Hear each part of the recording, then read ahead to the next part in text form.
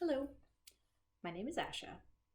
So, for nearly 2 years now, I've been a student at BCIT, and I'm about to graduate from my 2 year diploma program, having done my studies mostly online. So, in my first term at school, things were really normal. Classes were held in person, I got to bond with my classmates and hug my friends, and I got to collaborate with my teams in the same room. And as the year went on, there were rumblings of the coronavirus, and I remember not thinking too much of it. Then spring break came around, and me and my boyfriend flew to Kelowna to have a week with my parents in the interior, and we spent time skiing and visiting. And we had a blast with my parents. It was awesome.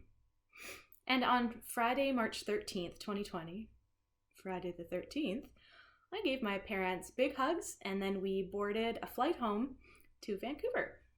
And it was like a light switch.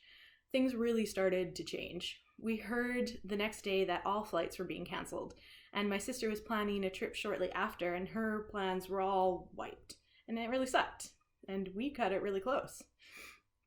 And then it was announced that my school was transitioning to an online platform for 2 weeks, and I was a little bit excited by this. I started thinking, yay, I can roll out of bed and watch my lectures in the comfort of my cozy robe. But this didn't end after 2 weeks, and it hasn't gone back since. But I do have to admit the novelty factor of working from home and all that comfort, it really hasn't faded much for me. But what did become a challenge was connecting with my team on team projects, getting to know students from the program that I hadn't met before that were in my new classes.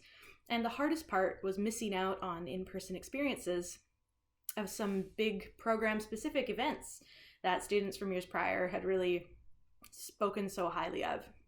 So for instance, I missed out on going to New Orleans for a big international case competition that we won.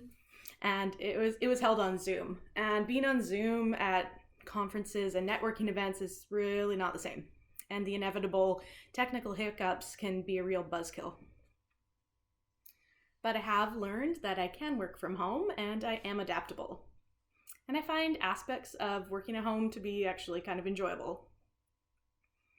So another way I had to adapt in this pandemic is in respect to winter holidays. So going home for Christmas and being with my family is one of my favorite times of the year. My parents live in the interior, and a snowy Christmas is something that you can depend on. So this year, me and my boyfriend were confined to our little apartment in East Vancouver, and we were surrounded by gray skies and a ton of rain. And for me, this does not bring much festive cheer, but we had to adapt. And so to cope with a snowless Christmas, we decided to constantly have holiday movies played. This was a wild ride. We cringed through Hallmark movies, we became engrossed in claymation, and we felt festive with some classics. So to end this story, I thought I would show you the wall of 100 Christmas movies that we watched this holiday season. And here it is. Shocking. I know. So in response to how the virus stole Christmas, this is how two nutcrackers coped during the pandemic. How are you coping?